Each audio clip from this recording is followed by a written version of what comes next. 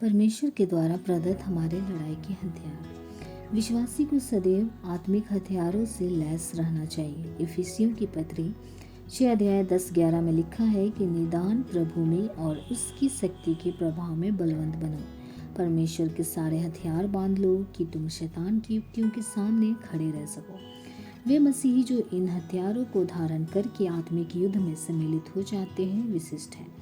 आत्मिक युद्ध से मेरा तात्पर्य यह है कि प्रभु यीशु के कार्यों को करना और अपने दैनिक जीवन से संबंधित बातों में शैतान के ऊपर अपने अधिकार का प्रयोग करना। मेरा तात्पर्य यह नहीं है कि आप शैतान के साथ जानबूझकर जहाँ तहाँ जबरदस्ती आमने सामने का युद्ध करने लगे। शैतान अपनी सामर्थ्य के द्वारा हर प्रकार से प्रयत्न करेगा कि उसके ऊपर आपके अधिकार के ज्ञान को आप ना पा सके। वह इस विषय पर अन्य किसी भी विषय की अपेक्षा आपका ज़्यादा विरोध करेगा। जब आप इस अधिकार को जान जाएंगे तब वो आपका विरोध करके इस अधिकार को आपसे चुराने का प्रयत्न करेगा। परीक्षाएं तो आएंगी, लेकिन कभी कभी इन परीक्षाओं में लोग असफल हो जाते हैं। शैतान हमें यह विश्वास दिलाने का प्रयत्न करेगा कि विश्वासी का यह अधिकार हमारे लिए तो निरर्थक है। जब मैं इस विषय पर एक सभा में प्रचार कर रहा था तब एक भाई मेरे पास आकर कहने लगा कि विश्वासी का अधिकार उसके जीवन के लिए कारगर सिद्ध नहीं होगा। मैंने उसे उत्तर दिया कि यदि यह आपके जीवन में कारगर नहीं होगा तो परमेश्वर झूठा है। वास्तव में यह भाई अपने अज्ञानता के कारण परमेश्वर को झूठा ठहरा रहा था। परमेश्वर का वचन झूठा है और कार्य नहीं करता, ऐसा कहने से तो मैं मर जाना पसंद करूंगा। यदि यह कार्य नहीं करता तो इसका अर्थ है कि मैं इसे कार्य के लिए प्रयोग में नहीं ला रहा हूँ।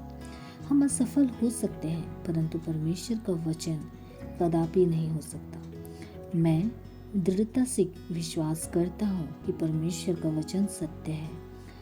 शत्रु शैतान अपने अधिकार क्षेत्र में आपके हस्तक्षेप का प्रतिरोध करेगा, क्योंकि वह आकाश के अंधकार की शक्तियों पर अपने अधिकार का प्रयोग करता रहा है और निरंतर उसे अपने अधिकार में रखना चाहता है। जब आप शैतान के साम्राज्य में अपने आत्मिक अधिकारों का प्रयोग करते हुए हस्तक्षेप करेंगे तो वह आप पर आक्रमण करते हुए यह प्रयास करेगा कि आप अपने अधिकारों का प्रयोग करने से पीछे हट जाएं, रुक जाएं। यदि आप एक क्षेत्र में उसके आक्रमण का सफलतापूर्वक प्रतिरोध करेंगे तो वह अन्य क्षेत्र से आप पर हमला करने का प्रयत्न करेगा। आप भली भांति इन आक्रमणों के लिए तैयार रहिए, क्योंकि वे अवश्य आएंगे।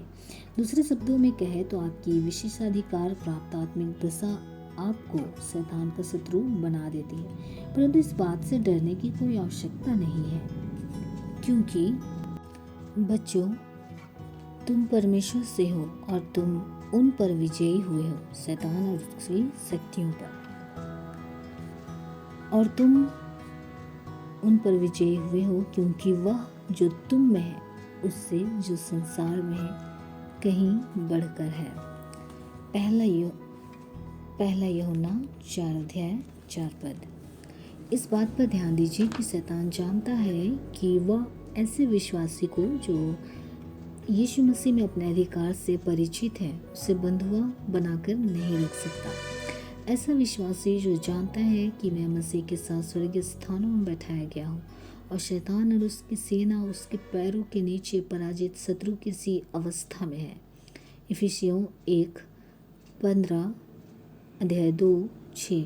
वह विश्वासी आश्वस्त रहता है कि इस पृथ्वी पर परमेश्वर की इच्छा पूर्ण करने में शैतान की कोई भी युक्ति सफल नहीं हो सकती। अपराजित कैसे बने रहे? यदि विश्वासी उन आत्मिक अधिकारों का लाभ उठाए जो उसे दिए गए हैं तो शत्रु उसे नहीं हरा सकता। मैं विश्वास नहीं कर सकता कि जो मसीह की देह के अंग है उन्हें शत्रु की कोई भी सामर्थ्य पराजित कर सकती है।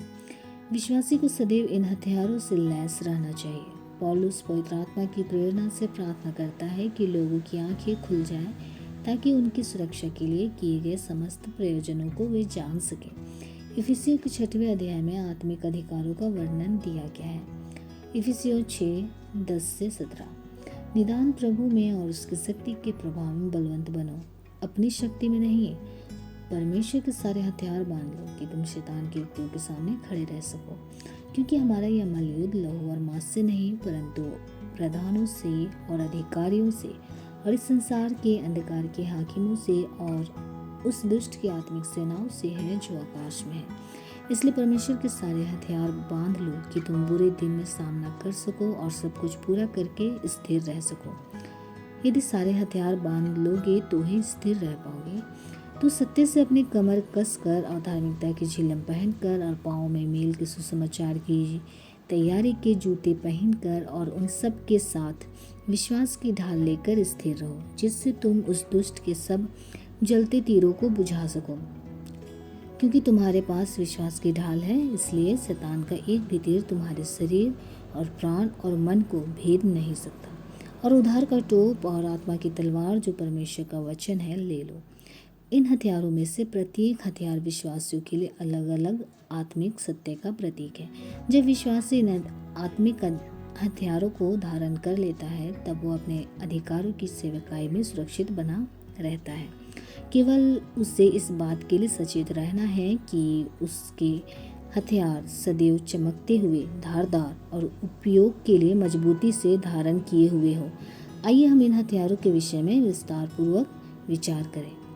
सर्वप्रथम, जैसा कि परमेश्वर के एक दास जॉन ए मैकमिलन ने सिखाया है, सत्य का कमरबंद परमेश्वर के वचन की स्पष्ट समझ को दर्शाता है।